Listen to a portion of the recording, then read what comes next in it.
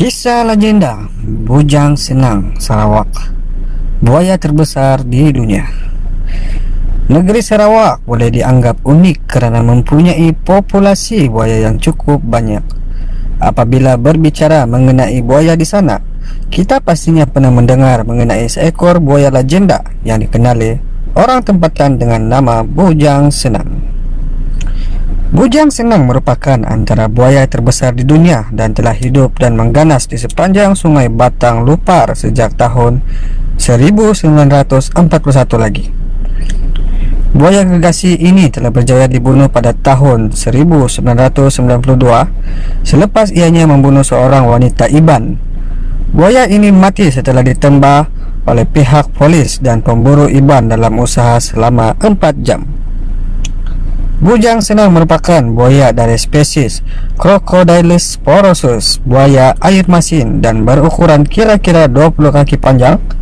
Ketika mati ditembak, tidak dapat dipastikan berapakah manusia yang sudah menjadi korbannya.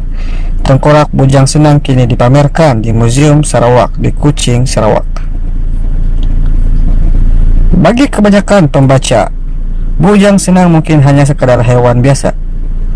Mungkin kerana saiznya yang begitu besar dan telah membunuh begitu ramai manusia menyebabkannya begitu digeruni. Namun, bagi orang Iban yang tinggal di kawasan sungai Batang Lupar, mereka percaya Bujang Senang adalah jelmaan manusia.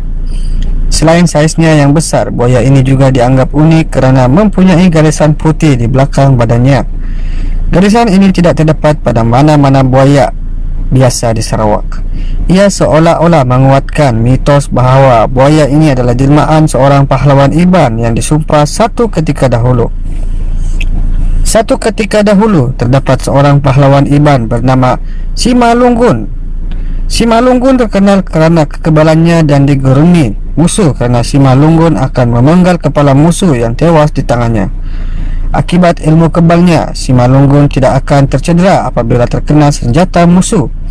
Kerana ilmu kebal yang dimilikinya ini, maka musuh-musuhnya mula mencari jalan untuk melemahkan ilmu yang dimilikinya itu. Salah satu strateginya adalah dengan menculik istrinya dan memaksa istrinya itu untuk membocorkan rahsia ilmu kebal yang dimilikinya. Penculikan ini juga dibuat atas motif balas dendam akan musuh-musuh yang pernah dibunuh olehnya. Berang dengan musuh yang telah menculik istrinya, Simalungun telah pergi bersemuka dengan musuhnya itu. Namun, sebaik istrinya dibebaskan, wanita itu mati ditombak dan mayatnya jatuh ke dalam sungai. Keadaan ini menyebabkan Simalungun mengamuk dan dia segera terjun ke sungai untuk mendapatkan tubuh istrinya itu. Ketika itulah musuh mula menyedari kelemahan pahlawan hebat ini. Simalungun dipercayai tidak kebal apabila berada dalam air. Setelah bertarung hebat, Simalungun akhirnya tewas. Dia dibunuh dan mayatnya dan istrinya telah dicampak ke dalam air sungai Batang Lupar. Mengikut kisah mitos yang diperturunkan dari generasi ke generasi ini, mayat Simalungun dan istrinya yang telah dicampak ke dalam sungai itu telah disumpah menjadi buaya besar yang akan membalas dendam terhadap musuh dan keturunannya. Sama ada anda hendak percaya atau tidak, terpulanglah kepada anda. Seperti mana kisah-kisah rakyat atau mitos yang diperturunkan daripada generasi ke generasi seterusnya, kisah Bujang Senang ini mungkin tidak lari daripada pokok tambah. Sebagai contoh, ketika kisah kewujudan buaya Bujang Senang ini popular pada awal-awal dahulu, ada yang mengatakan bahawa saiznya sebesar sebuah bas. Namun, apabila haiwan ini dibunuh pada tahun 1992, saiznya hanyalah sepanjang kira-kira 20 kaki. Bujang Senang mula menjadi buah percakapan penduduk apabila ia membaham seorang pemimpin tempatan penghulu bangan dari Rumah Panjang Pali di Sri Aman pada tahun 1982. Ketika kejadian, beliau bersama abangnya yang bernama Kebir ke sungai untuk memancing udang. Ketika itulah Bujang Senang tiba-tiba muncul dari air dan membaham sebelum mengheritnya ke dalam air sungai. Abangnya Kebir yang berada berdekatan cuma menyelamatkan namun gagal. Ketika itulah Kabir perasan sesuatu yang aneh pada belakang badan buaya tersebut, di mana terdapat satu garisan berwarna putih di bahagian belakang badannya. Serangan tersebut menggemparkan penduduk kerana ianya melibatkan seorang pemimpin tempatan yang terkenal.